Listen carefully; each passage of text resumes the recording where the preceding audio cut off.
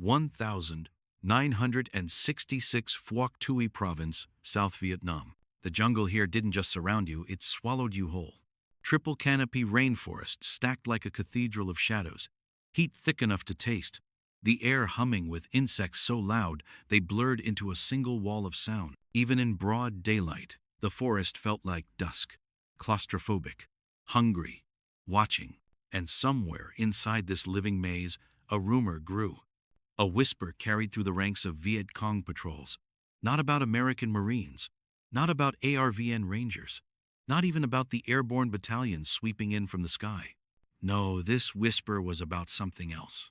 Something the Viet Cong feared far more. They called them the Ghosts. The name wasn't meant as poetry. It was an admission, reluctant, frustrated, and quietly terrified that there existed a small group of foreign soldiers who could move through their jungle with an ease, a silence, and a deadliness that defied explanation. Not platoons, not companies, just 4, maybe 6 men at a time. No helicopters buzzing overhead, no artillery rumbling from afar, no radio chatter lighting up the airwaves. Just the jungle and then death. One VC battalion commander would later write in his diary, "We heard nothing, we saw nothing, then half my section was gone, and the forest was empty again." To Americans fighting the same war, this sounded impossible. How could a handful of soldiers ambush larger patrols and simply vanish? But to the Viet Cong of Phuoc Tuy, the Australians of the Special Air Service Regiment were not mythical, they were a tactical nightmare. And in the summer of 1966, that nightmare was only beginning. A narrow trail chiseled through elephant grass taller than a man. The kind of trail VC patrols walked every day, careful but confident. This was their backyard, their battlefield, their advantage. The air hangs heavy with humidity, thick with the smell of wet earth and crushed vegetation. Dragonflies skim the air, cicadas scream. Somewhere far off, a monkey howls. Normal jungle sounds. Predictable, familiar. But beneath it, there is something else. Something almost imperceptible. An absence? A missing note in the natural symphony. The Viet Cong rarely noticed it until it was too late. A silence inside the noise. Because 40 meters away, crouched motionless beneath a curtain of ferns and bamboo, 4 Australian SAS operators waited. Sweat rolled into their eyes. Leech bites stung under their collars. Muscles burned with the ache of staying perfectly still for endless minutes, sometimes hours. But nothing moved. This was their world, their rhythm. The slow heartbeat of men trained not just to fight in the jungle, but to become part of it. To understand why the Viet Cong whispered about ghosts, you must understand what an Australian SAS patrol actually was. Not shock troops, not a quick reaction force, not even hunters in the traditional sense. They were watchers, listeners, analysts. 4 to 6 men pushed kilometers, sometimes tens of kilometers, beyond friendly lines, ordered not to find firefights but to find information. And yet, in a place like Phuoc Tuy, the jungle had its own rules. If you moved, you made noise. If you breathed too hard, you gave yourself away. If you misjudged a sound, a twig snap, a shift in the wind, you didn't get a second chance. Whenever contact came, it came instantly, and whoever reacted first lived. That was why SAS soldiers moved slower than any other unit in Vietnam. Why their patrols sometimes covered just 500 meters in a day. Why every step was deliberate, every breath controlled. Because they weren't racing the Viet Cong. They were stalking time itself. Just after noon, on a day when the humidity felt like wet concrete, an SAS scout raised his hand, fist closed. The entire patrol froze. He had heard something. Not a voice, not footsteps. Something far subtler. The faint metallic click of a weapon being checked. 80 meters. Maybe more, maybe less. Hard to tell in a rainforest that bent sound like glass. The patrol commander slid next to him, eyes scanning the green murk below. They didn't whisper. They didn't gesture wildly. Every motion was slow, precise, practiced. The jungle rewarded patience and punished haste. Then came the sound they were waiting for. Faint, rhythmic footfalls. Multiple pairs. A patrol 12, maybe 15 men moving along the lower trail. The perfect setup. The kind of moment SAS training was built around. They had seconds to decide. Stay hidden? Withdraw? Or prepare the strike? The patrol commander's decision was calm, almost casual. A nod. Nothing more. Positions were chosen. Fields of fire confirmed. Safeties clicked quietly off. And then the Australians faded into the foliage, faces smeared with camouflage, rifles angled downhill, breathing so shallow it barely stirred their chests. The Viet Cong patrol marched directly into the kill zone, relaxed, talking, smoking, completely unaware that death sat 10 feet above them, waiting. Then, one shot, a single surgical crack from the commander's M16. The pointmen dropped instantly. And in that brief heartbeat of shock before the VC even understood what had happened, 3 more rifles erupted in perfect synchronization. 8 seconds. That's all it took.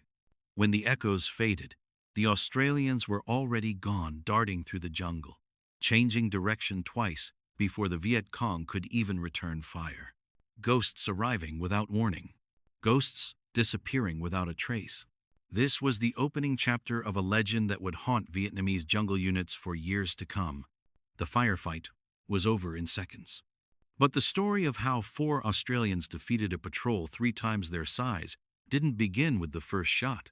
It began long before that, years before Vietnam, thousands of miles away inside a military philosophy unlike that of any other force in the war. To understand why the Viet Cong feared the Australians, you have to strip away the myth and look at what an SAS patrol truly was.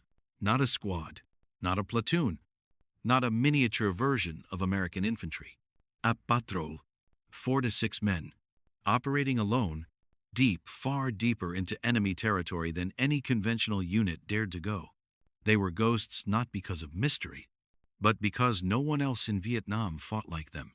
Australian SAS teams weren't deployed to stack bodies or to clear villages. They didn't move with machine guns blazing or columns of armor behind them. Their job was far more dangerous. Find the enemy, but do not be found. Watch them, but do not be seen. Know everything and then vanish. While American units relied on firepower and mobility helicopters, artillery, fast-moving patrols, the Australians relied on something far simpler and far more risky. Their own skill. Most SAS missions were pure reconnaissance. Days of silent stalking. Night after night sleeping in the mud with one eye open. Radioing intel on enemy positions, supply routes, and staging areas so that larger forces, often American, could strike later. But Vietnam had a way of turning theory into fantasy. The jungle was too dense. The trails too unpredictable. The Viet Cong too active. Sooner or later, even the best patrol would be compromised. And when that happened, the Australians didn't have the luxury of retreating into a defensive perimeter or calling in a flight of F-4 Phantoms to blanket the jungle. There was no safety net. If they were found, they fought. If they fought, they had to win. If they didn't win immediately, they would be wiped out. That hard truth shaped everything: their movement, their discipline, their tactics, their mindset. An SAS patrol carried their entire world on their backs. 7 to 10 days of rations. A radio heavy enough to drag down a grown man. Medical gear. Ammunition. Claymore mines. Maps. Water, far more water than any American patrol carried, because they couldn't rely on resupply. The weight pushed each man close to his physical limit, and yet they moved with a slowness that seemed impossible for soldiers under threat. On a normal day, an American squad might cover miles. An Australian patrol might cover half a mile, maybe less. Not because they were tired, but because every step mattered. Every broken twig was a message. Every footprint a clue. Every sound a bullet with no trajectory but death. The Viet Cong could track Americans just by smell: cigarettes, soap, sweat turned sweet from sea rations heavy with sugar. They couldn't track the Australians. The SAS wore face paint that didn't carry scent. They ate cold food that didn't smoke. They cleaned themselves with water, not soap. They taped their gear so nothing rattled. They breathed through parted lips to reduce noise. Silence wasn't a tactic. It was a lifestyle. The Australians weren't born with these skills, they learned them the hard way. Every man in an SAS patrol passed one of the toughest selection courses on Earth. A course designed to break not the body, but the will. Endless navigation through remote bushland, sleep deprivation, psychological pressure, constant assessments, and a single question repeated over and over.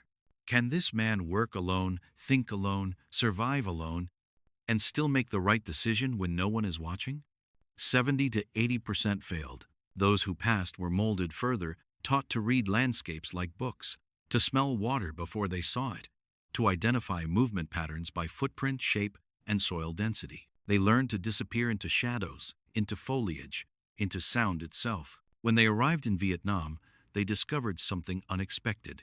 The Viet Cong fought the same way, just not as well. The VC were masters of guerrilla warfare, quiet, patient, deadly.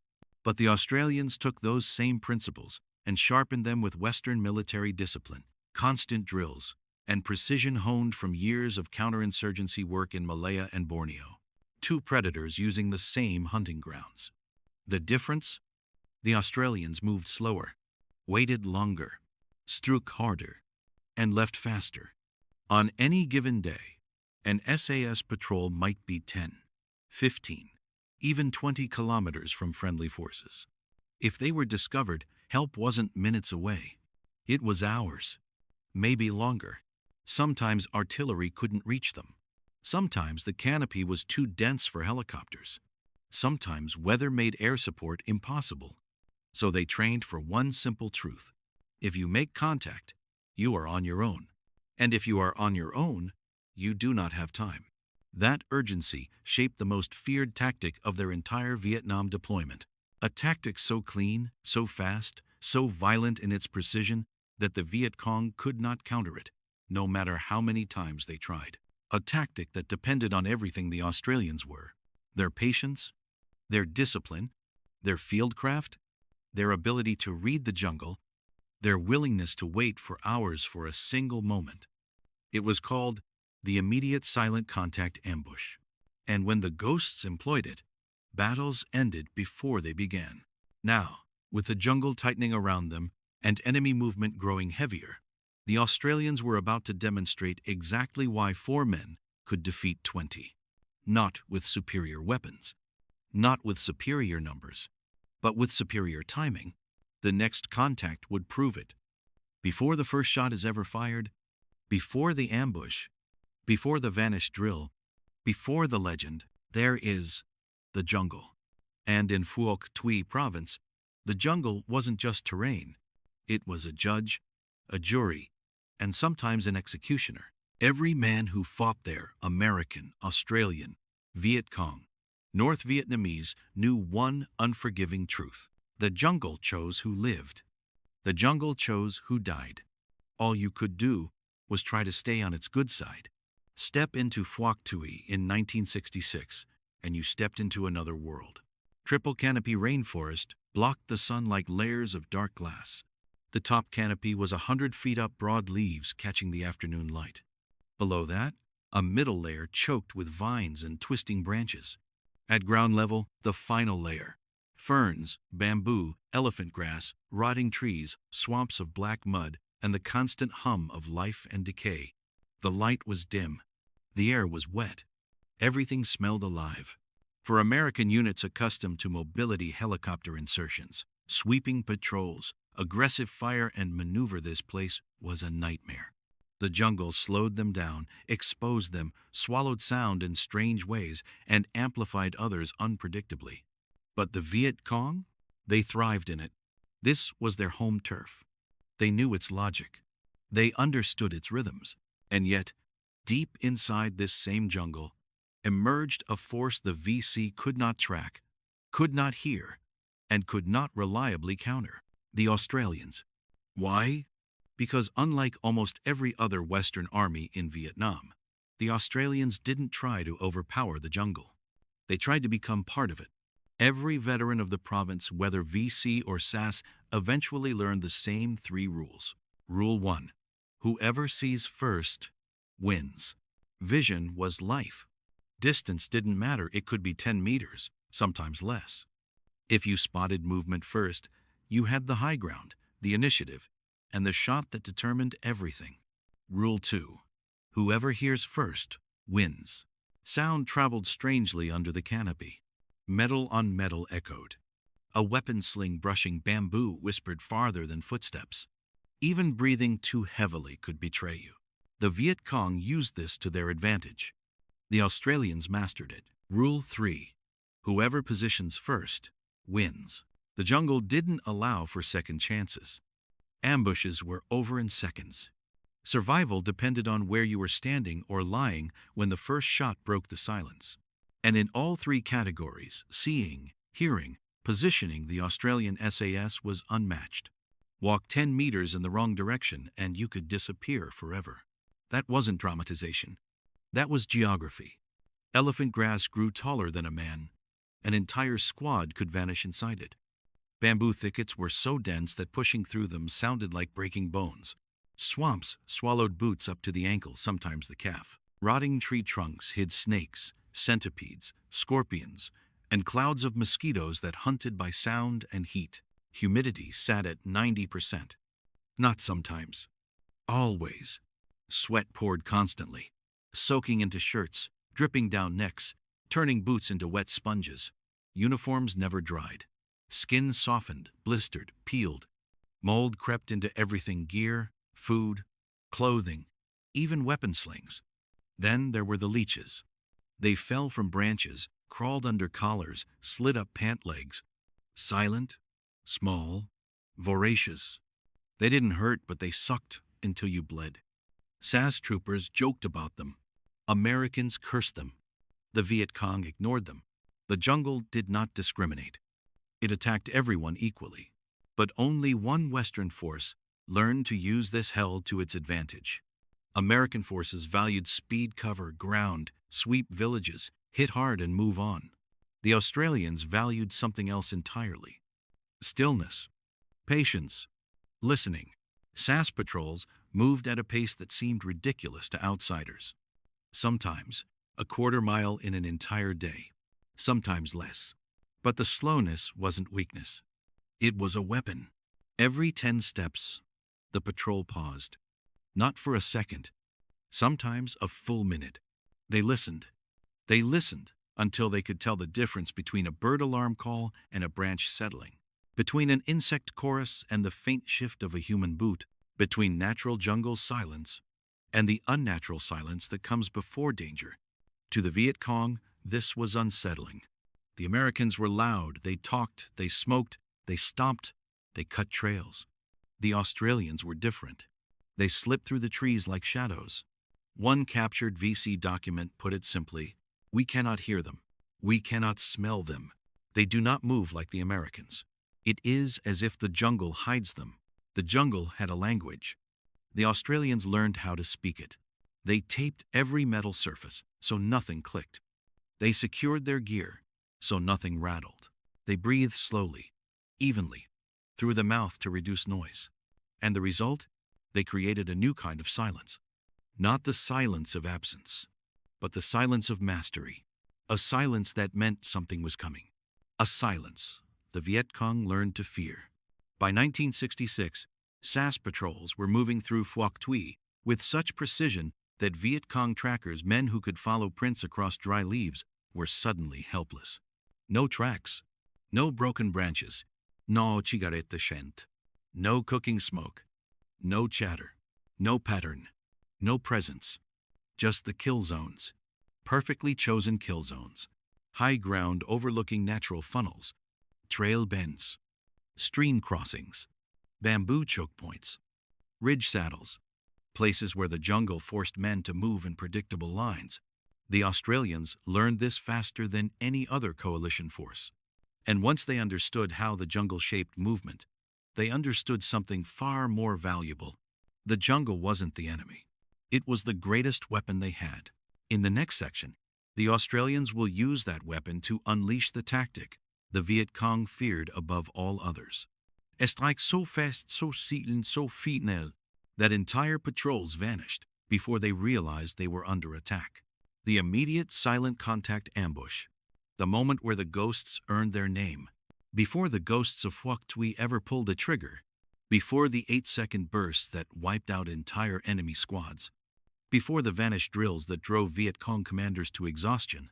There was their doctrine, a way of moving, thinking, listening, and waiting that seemed almost impossible for soldiers operating deep inside enemy territory. It was a simple philosophy on paper, but in the jungle it became something close to spiritual. Move slow, to move fast. Most armies train their men to dominate terrain.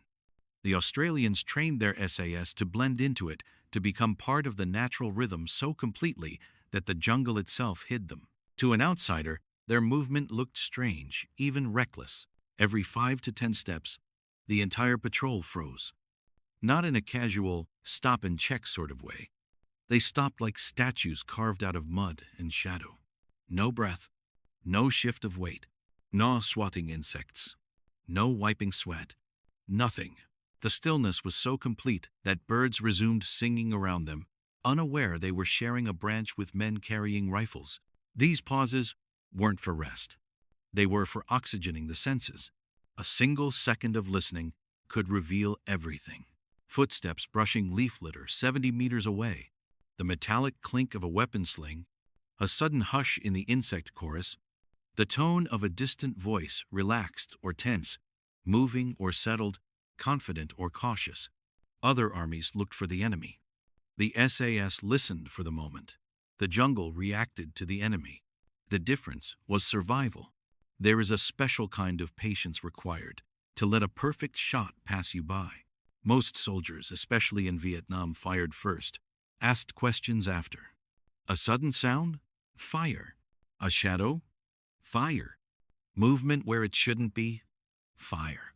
But not the Australians. For them, firing at the wrong moment wasn't just sloppy, it was suicide. If they took the shot too early, they gave up the one thing the jungle never gave lightly, an advantage. So they held fire. Again and again. Even when the enemy walked within meters of them. Even when a clear target appeared. Even when nerves screamed to shoot. They waited for the exact moment. The patrol leader exposed. The pointman committed. The column stretched out or bunched tight. The angle perfect. The withdrawal route set. To outsiders, this looked like supernatural calm. To SAS troopers, it was simply professionalism. As one SAS veteran said decades later, any fool can shoot first. A soldier waits for the right first shot. The Australian SAS didn't just look for the Viet Cong. They read everything the jungle whispered about them. A broken spiderweb across a trail told them how recently someone had passed. A footprint with fresh moisture shining inside it told them direction and timing. The smell of fish sauce drifting on a breeze indicated a rest break ahead. Disturbed dew on elephant grass traced movement like handwriting. This wasn't tracking. This was interpretation the jungle as a living map. And once they understood the VC's pace, direction, and mood, they positioned themselves not where the enemy was, but where the enemy would be in 30 seconds. That was the power of moving slow. It wasn't about slowness at all. It was about predictability, about letting the enemy's rhythm reveal the perfect ambush point. The reason the Australians could strike so fast was because they spent hours or sometimes entire days setting the stage for a moment that would last under 15 seconds. Imagine it, a VC patrol walking a trail, relaxed, talking, smoking, believing the jungle was theirs. Above them, unseen in the shadows of the high ground, 4 Australians breathe as one organism, calm, steady, coiled. Then the moment arrives. The commander squeezes the trigger. One shot, a clean kill. And instantly, like a machine coming to life, 3 or 4 controlled bursts roar out. Short, precise, surgical. No panicked firing, no wasted rounds, no screaming, just 8 to 12 seconds of absolute devastating control. Then silence. The Australians disappear before the echoes fade. Move slow for hours. Move fast for seconds. Survive for years. That was the doctrine. By late 1966, Viet Cong units in Phuoc Tuy began altering their own movement patterns, adding more security, changing trail routes, tightening discipline. But it didn't matter. The Australians adapted faster. Their slowness wasn't hesitation. It wasn't caution. It was weaponized patience. And soon, the Viet Cong began to understand something unsettling. You can't counter a ghost if the ghost chooses when to appear. In the next section, that moment will be revealed the instant when the jungle goes silent, the ambush locks into place, and the tactic the Viet Cong feared most explodes into violent, perfect execution. The immediate silent contact ambush. For most of the Vietnam War, enemy reports about American forces were predictable. They described Marines as aggressive, air cavalry as reckless but powerful, ARVN units as inconsistent, U.S. Army rifle companies as noisy but brave. But when the Viet Cong wrote about the Australians, especially the men of the Special Air Service, the tone changed. Their words carried something that rarely showed up in wartime documents: confusion, frustration, and respect. The Australians didn't fight like the Americans. They didn't move like them, smell like them, sound like them. The VC could track U.S. units by the scent of soap or cigarettes alone. They couldn't track the Australians at all. To the Viet Cong, the SAS were a different kind of enemy, an enemy who seemed to understand the jungle as deeply as they did. And sometimes, even better, we cannot hear them. The first captured documents mentioning the Australians appeared in late 1966. Short, blunt, and unsettling, they described patrols moving through VC-controlled areas without leaving a trace. One entry read, "The Australian soldiers are different from the Americans. They make no noise. We cannot hear their equipment. We cannot detect their movement." Another report, written after a disastrous ambush near Bin Ba, stated, "They appear when we do not expect them and disappear before we can respond." The writing was matter-of-fact, not dramatic. These weren't poetic reflections. They were tactical warnings. Warnings that were not enough. Dogs, tripwires, counter-ambushes all failed. The Viet Cong tried everything. They brought dogs from North Vietnamese units. They set complex tripwire systems along trails. They laid out early warning devices made from bamboo whips and grenades. They stationed men at angles specifically meant to counter Western recon teams. None of it worked. VC trackers, who could follow American patrols through jungle mud with near-supernatural accuracy, consistently lost the Australians. One document mentioned, "Their feet do not disturb leaves in the same way. Their tracks stop suddenly. It is as if they float." A captured platoon commander later explained, "We knew when Americans were in the area. We knew when Koreans were in the area. But with Australians, we never knew until they were shooting." The psychology of an invisible enemy. To the Viet Cong, the war in the South was supposed to be predictable. They understood American tactics: push hard, shoot hard, call firepower. They knew how to avoid helicopter sweeps and artillery kill boxes. But the Australians fought a different kind of war, a war much closer to the VC's own doctrine: quiet, patient, ruthless when needed. And the psychological impact was enormous.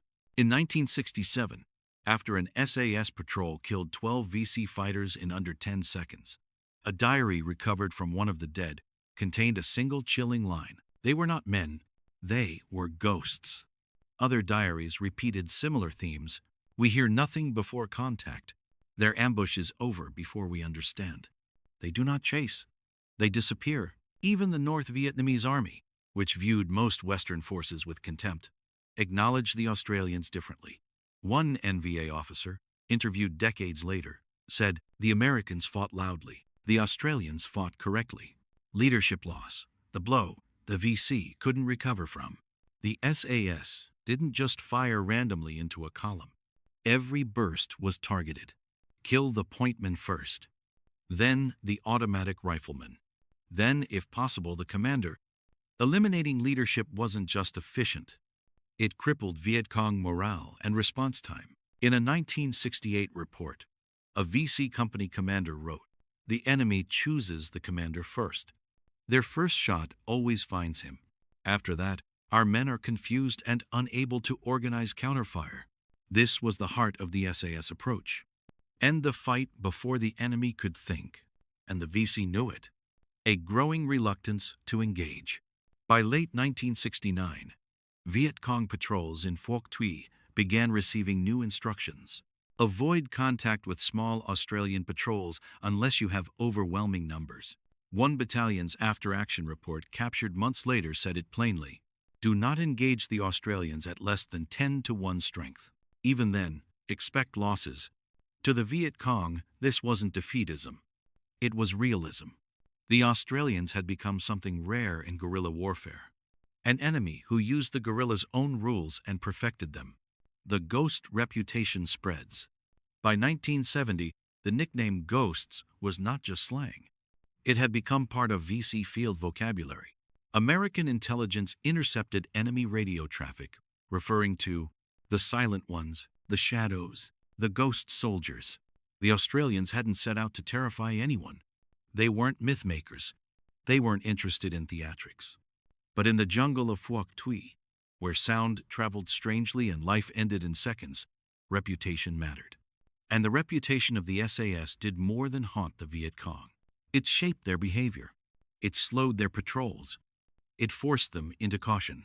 It changed the tempo of entire sectors. And all of this, from 4 to 6 men moving silently through the trees, the immediate silent contact ambush, the tactic that turned 4 to 6 Australian soldiers into a force the Viet Cong could neither predict nor defeat, the tactic that ended firefights in seconds, not minutes, the tactic that shaped the legend of the ghosts. To understand why the VC feared it so deeply, you have to see it as the Australians saw it, not as an ambush, but as an equation, a sequence, a rhythm, a moment, and every moment began the same way. Stillness. The ambush did not start with the Australians. It started with the jungle, a change in bird calls, the faint tap of metal on metal, dew brushed off the top of elephant grass, a breath of wind carrying the smell of sweat, cigarettes, or fish sauce, a footprint where one shouldn't be. Anything could trigger the first alert, but only if a man had spent years learning to hear it. Once detected, the patrol did not move immediately. They let the jungle speak twice, maybe 3 times.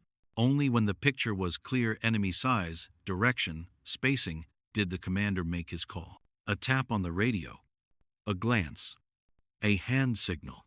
The ghosts began to flow into position. The Australians always sought one thing: the high side, a slope, a ridgeline, a rise above a trail. Even 3 or 4 feet of elevation made the difference between life and death. From above, they saw without being seen. From above, the VC were silhouetted against lighter ground, while the Australians disappeared into darker shadow. From above, gravity helped recoil and let them shift aim faster. Positioning wasn't about where the Viet Cong were. It was about where they would be in 30 seconds. The kill zone was always ahead, never beneath their feet. The Australians didn't ambush a patrol as it approached. They ambushed it exactly when it was committed. Crowded, predictable, and vulnerable. A narrow trail between bamboo stands. A bend that forced patrols to bunch up. A creek crossing where movement slowed. A saddle between ridgelines, nature's funnel. Every step into the kill zone was a step into a decision the VC didn't know they'd already lost. The opening round was everything. It had to be perfect. It was almost always fired by the patrol commander or the scout men chosen for their discipline under pressure. It never came early, never late. It always targeted the pointman or the patrol leader or the machine gunner, whoever threatened the Australians most, or whoever commanded the enemy. One crack. Clean, precise, shock like a blade through the column. Before the body even hit the dirt, the rest of the patrol unleashed hell. The Australians didn't fight like Americans. There was no spray and pray, no panic shouting, no dumping magazines into the jungle. Every man fired short, controlled bursts, 3 to 5 rounds, into a clearly assigned lane. Left sector, center sector, right sector. Rear security. No overlap. No crossfire. No wasted rounds. A full contact engagement en entier battle lasted. 8 to 12 seconds, 15 at most. In that time, a patrol of 4 or 5 men might fire a total of 40-60 rounds.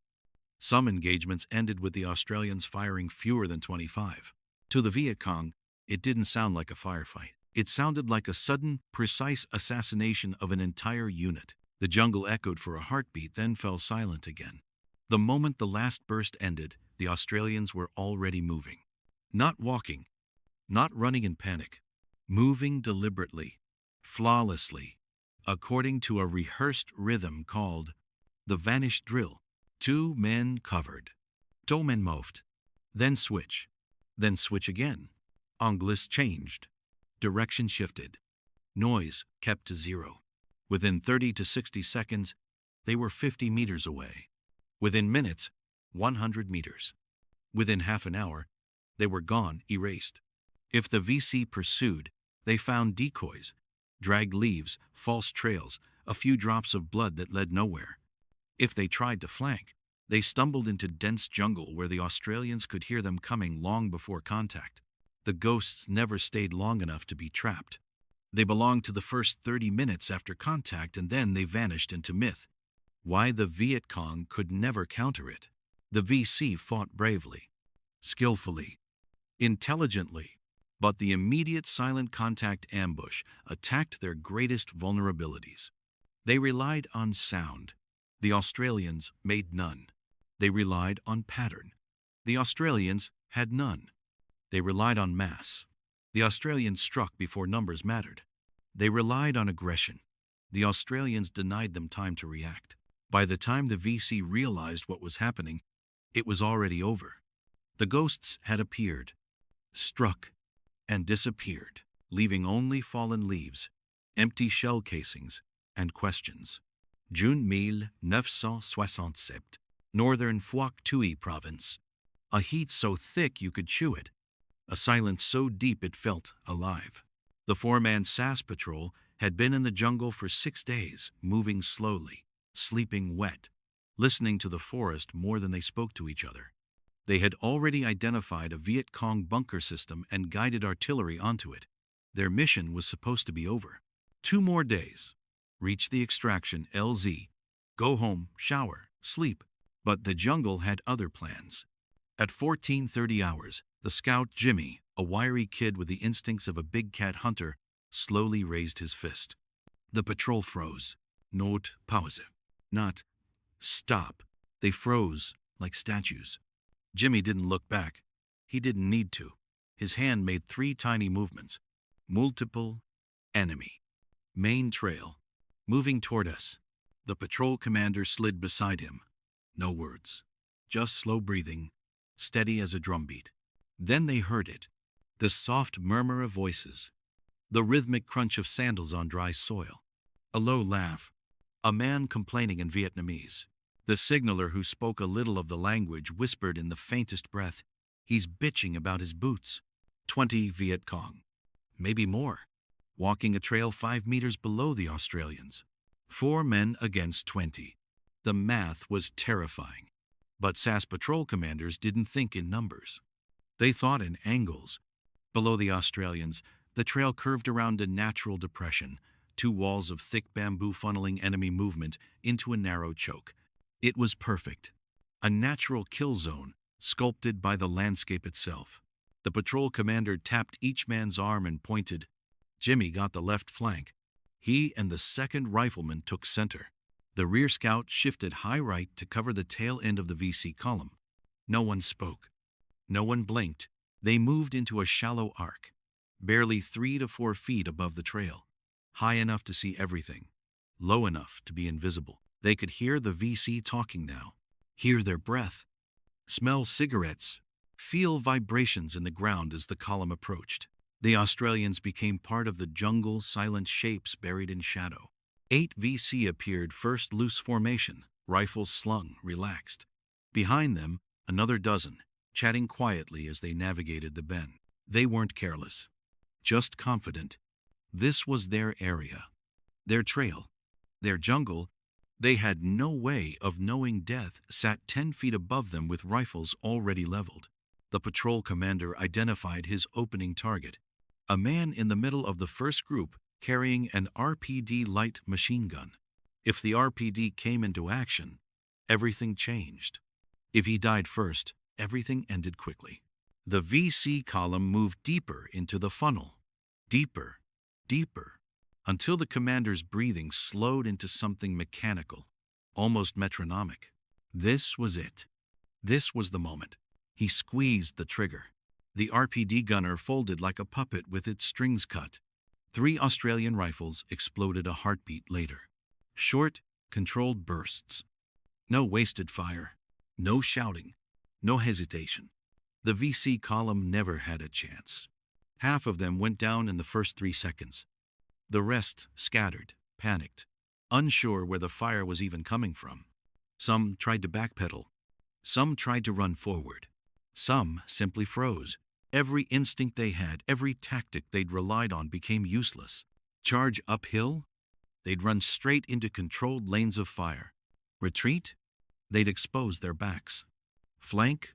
Through bamboo so thick it sounded like a truck driving through bones. The Australians didn't give them choices. The Australians took choices away. After 8 seconds, the commander raised his hand. Cease fire. And the jungle snapped back into silence. The ghosts didn't wait to admire their work. They were already moving, 2 men covering, 2 bounding forward, then switching, slipping through dead ground, changing direction twice in under a minute. By the time reinforcements arrived 20 minutes later, the Australians were 60 meters away, leaving nothing but 46 brass casings and a few drops of blood. The VC misread those drops as an Australian casualty. They were wrong. It was a graze, just a bamboo shard kicked by a stray round, slicing the signaler's forearm. He bandaged it while jogging and kept moving. They reached their extraction point 6 hours later. No casualties. Mission complete. In their official report, the patrol commander wrote with typical SAS understatement, made contact with enemy patrol, to 20 personnel. 810 enemy, Kia. No friendly casualties. Recommend continued operations in this grid. No drama, no embellishment. Just 4 men doing what the Viet Cong later called the work of ghosts. September 1968. The Newi Hills, jagged stone ridges rising from the jungle floor, like the spine of some ancient beast.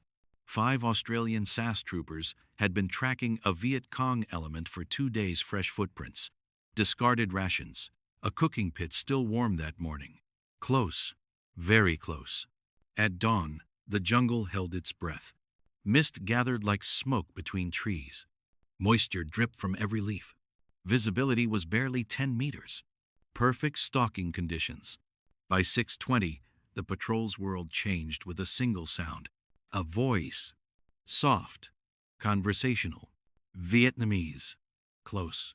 The scout, lying prone on a damp patch of red earth, raised his fist. The patrol froze instantly, not crouched, not kneeling, flattened against the jungle floor, bodies pressed into mud, faces buried in foliage. Then they saw them. A Viet Cong patrol emerged onto a narrow trail just ahead, 15 men, rifles slung, relaxed but alert. They weren't rushing, weren't tense. They were moving through ground they controlled. The Australians were no more than 7 meters from the pointman. Safe in meters. The distance of a small living room. A distance close enough that the Australians could see sweat on the VC leader's collar. This was not an ambush. This was survival through stillness. 2 hours without breathing. The Viet Cong halted. Not just paused, halted. Right beside the Australians.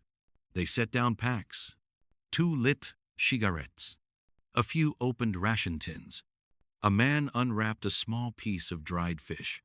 Another cracked a joke. 5 SAS troopers lay in the shadows, faces painted black and green, rifles angled but unmoving, hearts pounding hard enough to crack ribs. They could not shift. They could not adjust their weight. They could not wipe the sweat pouring into their eyes. To move even a finger risked death. One VC soldier sat on a log so close that leaves brushed the scout's boot. Another leaned against a tree with his back nearly touching the rear scout's knee. Minutes crawled like hours. Hours crawled like days. Insects bit. Leeches climbed. Shoulders burned. Legs went numb. Breath came in slow, shallow sips. The Viet Cong were close enough that the Australians could hear their chewing, close enough to see the steam rising from the ration tins, close enough to smell the tobacco. Still, the ghosts did not move.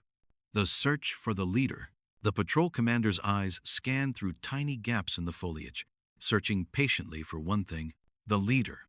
Not the pointman, not the loudest voice, but the man who carried maps, binoculars, authority. Leadership was the backbone of every VC patrol. Break it, and the rest would collapse into confusion. Minutes passed. Then, after nearly an hour, the commander appeared, an older man, calm and deliberate. He emerged from the rear of the column, adjusting a canvas map case and raising a pair of Chinese-made binoculars. He spoke softly, and the rest listened. This was the moment the Australians had been waiting for, but waiting wasn't enough. They needed him exposed. They needed him ahead of the patrol. They needed the perfect angle. So they waited again. 40 more minutes passed in absolute stillness. The VC laughed, smoked, rested. 5 SAS troopers endured the kind of patience that breaks normal men. Finally, at 8:40, the leader moved forward to inspect the trail ahead. Binoculars raised, his profile framed perfectly against a shaft of pale morning light. The commander of the ghosts shifted his trigger finger. Slow, steady, and fired. 9 seconds of precision. The single shot hit the VC leader square in the chest. He collapsed instantly, before the rest even registered what happened. 4 Australian rifles erupted in perfect controlled bursts. Short, sharp, surgical. The VC patrol, still bunched from their rest break, was caught in the worst possible configuration. No spacing, no cover, no time. 3 seconds. 5 VC down. 5 seconds. The rear guard scattered. 9 seconds. Silence. No VC had time to organize a response. Not even the second in command. The Australians were already moving, sliding backward into shadow, bounding by twos, changing direction twice within the first 30 seconds. They were ghosts again. The radio message. That night, Allied Signals Intelligence picked up a fragment of enemy radio traffic. Ghost soldiers struck without warning. Leadership eliminated. Unable to pursue. The phrase stood out. Not foreign soldiers. Not Australian reconnaissance. Not enemy patrol. Ghost soldiers. A title given not by mythmakers or propagandists, but by men who had survived them, men who had seen comrades fall in seconds and never glimpsed the attackers. The Australians wrote the day's log with icy professionalism.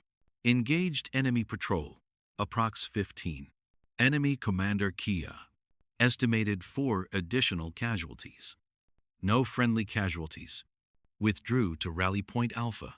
Zero drama. Zero emotion. Just 5 men executing their craft, a craft the Viet Cong admitted privately they could neither counter nor predict. By 1969, Viet Cong units in Phuoc Tuy had learned a hard truth. The Australians were not going away. The ghost soldiers had become more than a rumor. They were a variable every VC battalion had to calculate for, a shadow woven into every mission plan, a silent threat that forced even experienced jungle fighters to rethink their own doctrine.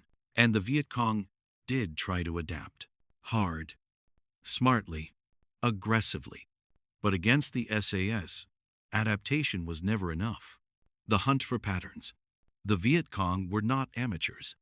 They were some of the best jungle fighters in the world. They studied enemies carefully, patiently, with methodical precision. In early 1969, a VC battalion operating near the Newi Hills began a massive mapping effort. They collected every scrap of intelligence they could find about Australian movement. At times of day, SAS patrols were typically detected, trails they seemed to favor, ridges they often monitored, ambush sites from earlier engagements, radio intercept patterns, footprint clusters, and likely routes. They pieced it together like a jigsaw. Over weeks, then months, a theory began to form. The Australians, despite their unpredictability, seemed to use a particular saddle between 2 ridgelines as an observation point. 3 times in recent months, intelligence and sightings suggested SAS movement in the area. So the VC devised a plan. If the ghost soldiers favored that ground, then the ghost soldiers could be trapped there. The battalion commander reinforced a platoon to 35 men, armed with machine guns, RPGs, and grenadiers. They built concealed firing points. They dug in. They cut fields of fire into the vegetation. They coordinated hand signals and fallback points. They waited. For 72 hours, they waited. And then, on the third night movement, 4 to 6 figures. Australian silhouettes. Moving with discipline. Moving exactly as predicted. Finally, the trap was set. Or so they thought. The trap the Australians saw first. The VC held fire. Discipline was perfect. The Australians were walking toward the kill zone, moving slow, careful, unaware. But then, they stopped. The Australians didn't freeze. They didn't crouch. They simply halted mid-step and melted into the undergrowth. 15 seconds passed. 30. A minute. 2. Why weren't they walking in? The VC platoon commander grew uneasy. His ambush was perfect, camouflaged, concealed, with firepower ready to erupt like a hammer. There was no way the Australians could see them. No way. Then it happened.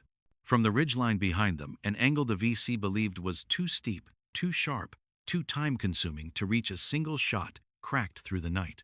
Their forward observer dropped instantly. Before the VC could even turn their heads, a storm of coordinated Australian fire lit up the hilltop. Not wild, not panicked, clean, controlled, deadly. The RPD crew was cut down before their weapon could be swung.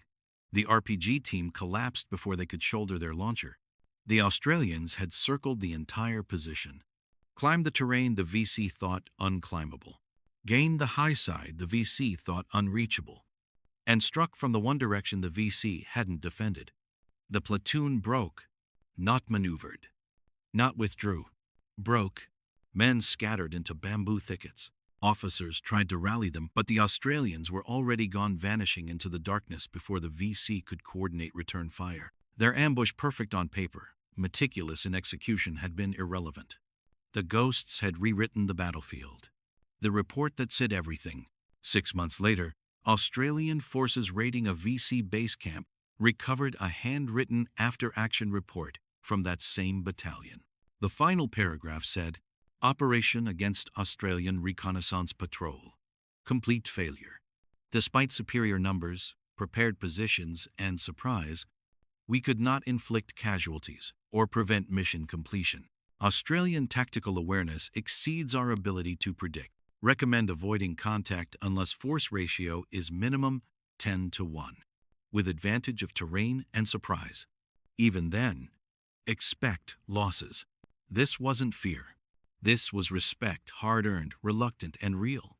For a force that had pushed the French out of Indochina, for a force that tied down American divisions for years, for a force that mastered guerrilla warfare.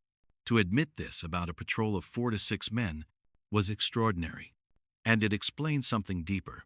The Viet Cong were not beaten by firepower, not beaten by technology, not beaten by numbers, not beaten by aggression. They were beaten by something far more dangerous. A small group of soldiers who fought like them, but with more discipline, more patience, and an ability to adapt even faster than the guerrillas themselves. The ghosts had become unpredictable, and unpredictability is a weapon no army can counter.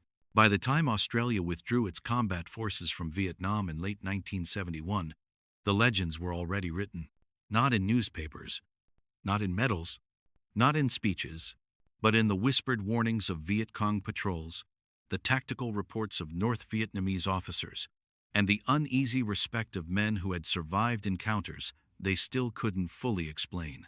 4 to 6 Australians moving silently through the densest jungle on Earth had changed the tempo of entire sectors, stalled enemy activity for weeks at a time, and earned a reputation no other Western force ever achieved in Vietnam. Ghosts. But behind that legend were human beings, tired, sweating, mosquito-bitten, mud-covered soldiers who never thought of themselves as mythical. Men who went to war quietly, fought professionally, and returned home carrying memories heavier than their packs. This final chapter isn't about tactics or ambushes. It's about the legacy they left behind. For all their success, hundreds of patrols, scores of engagements, extraordinarily low casualties, the men of the SAS did not walk away unscarred. They remembered the stillness before the ambush, the faces of men they ended before those men ever saw them, the exhaustion of operating for days without sleep, the moral weight of fighting a war that felt like a shadow contest between hunters on both sides. Many struggled with what some called the silence afterward. Not the silence of the jungle, but the silence back home, where few understood what they had done or why. There were no parades, no grand stories told to wide-eyed crowds. Their missions were classified, their achievements buried in paperwork nobody read.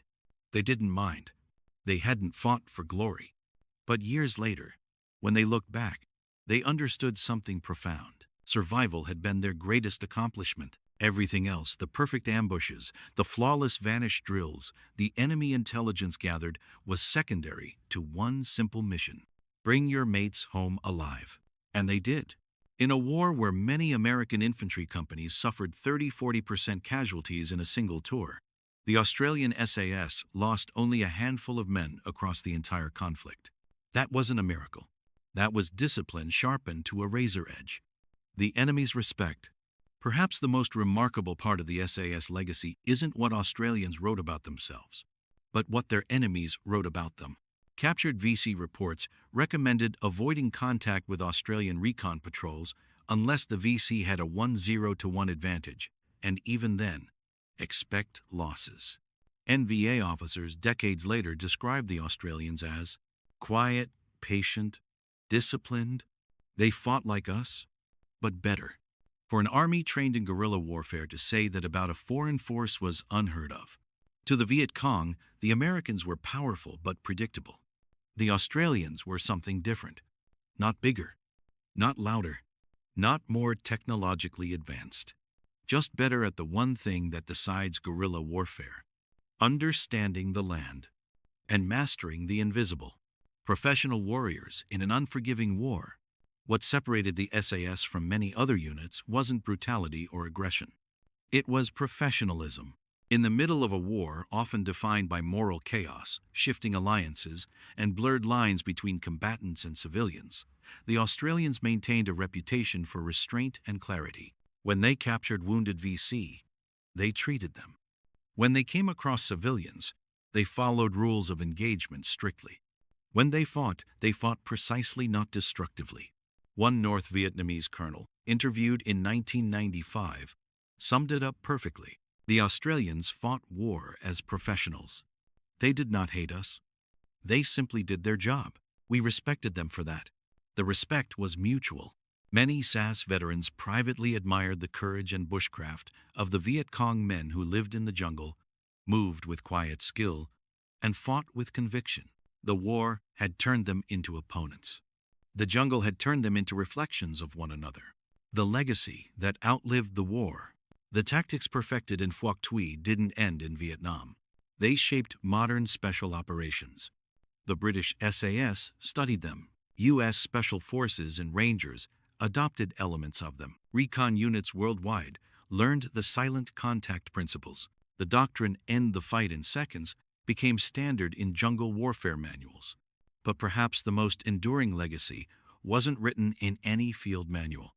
It lived in the stories Vietnamese veterans told long after the guns fell silent. Stories of patrols erased in the blink of an eye. Stories of ambushes that felt like ghosts striking from the treetops. Stories of quiet professionals who treated their profession with respect even when the world around them offered none. The final echo. Walk the jungles of Phuoc Tuy today, and you will hear the same sounds the SAS once heard. The cicadas, the distant birds, the drip of water from broad leaves, the wind moving through elephant grass. It all sounds the same. But the men who once moved through this place silent, focused, disciplined, are gone now. Only memory remains. And memory, the Viet Cong once wrote, is the one thing a ghost never really loses. The Australians never asked for the name. They never embraced the myth. But the jungle remembers. Their enemies remembered. History remembers. The ghosts of Phuoc Tuy, men who prove that skill, discipline, and silence can be more powerful than any army on earth.